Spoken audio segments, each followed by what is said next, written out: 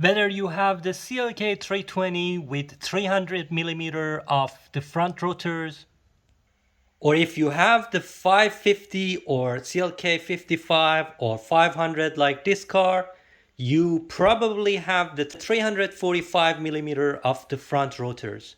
There's always a better rotors for you to fit on your car. Hello and welcome to Benz Addiction. It's going to be a very productive day and you will probably enjoy the video too. It's not going to be a long video, but I'm going to include every single torque spec, wrench and socket sizes that you would need. I'm going to upgrade my brakes. This is the first ever performance upgrade your car would need. I'm not going to make my CLK go any faster, but I'm going to make it stop better. So it's super important to check your brakes, your fluid, your pads, your rotors every 5 to 10,000 kilometers, making sure that everything is working perfectly. You don't want to tune your ECU and engine for better performance without doing this brake upgrade or at least brake maintenance. So I'm going to do actually 5 projects today, and that's why it's going to be a productive day. I'm going to replace the rotors, the pads. I'm going to completely clean the wheel well. I'm going to make my calipers to shine again. And I'm also going to bleed my brakes. And this comes from the negligence of old Mercedes owners. From the 10 Mercedeses that I have bought so far, I have noticed that 9 of them needed the front rotors. And this is because when you press on the brake pedal, the car starts trembling and the stopping power is not enough.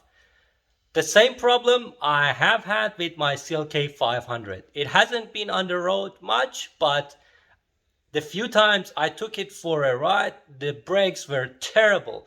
That's why I'm going to do this exciting video. Sometimes we need to replace our front rotors every 30 or 40,000 kilometers. And this is something that many Mercedes owners actually miss on their maintenance intervals. And this is super important. When you push on that brake in an emergency situation, you want that car to stop. So my front rotors was not so terrible in terms of thickness. The minimum thickness requirement on these rotors were 28 millimeters. But they didn't have any issue with that. The problem was these brakes, after going to the cycle of too many heats up and cooling down, they become wavy and the braking power reduces on them. So stay tuned.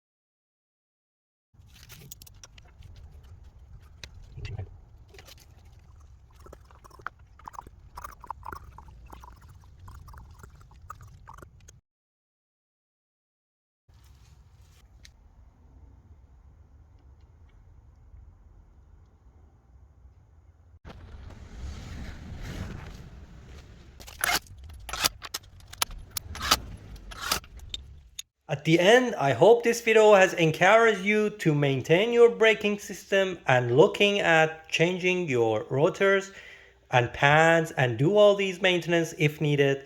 And it's also a cost saving measure to bleed the whole braking system with new fresh fluid. That will save a lot of costs in terms of caliper replacement and brake performance. Okay guys, as usual, thank you so much for watching, liking, subscribing, and please leave your feedback down below in the comment section, and have a great day and enjoy your Mercedes.